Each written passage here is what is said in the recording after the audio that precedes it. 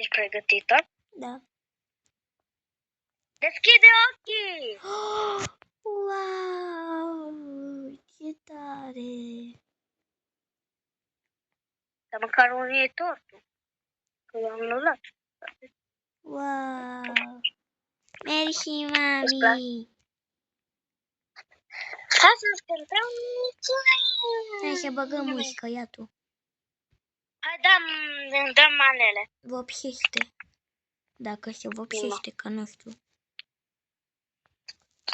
Ziua Da, să mea! vopsește. Să dăm drumul.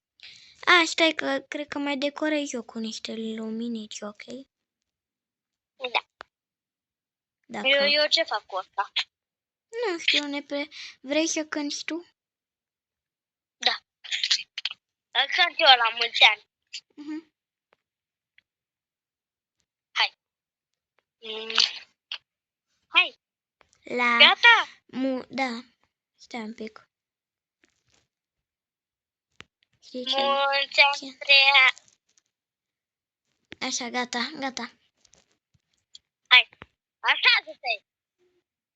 Mulți ani trăiască, mulți ani trăiască, la mulți ani. Cine să trăiască, cine să trăiască, la mulți ani. Emma să trăiască, Emma să trăiască, la mulți ani.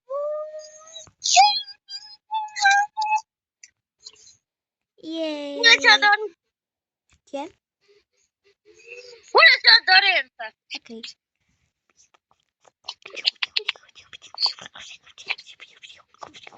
Gata? Da. La mulți ani, Emma! Yay! Hai să despachităm cadourile. Ăsta e contorul meu. Hai, deschide-l. O să fie ceva wow. Ce vrei să Care fie? cum mai stai la televizor și să stai unde vrei tu după el, da?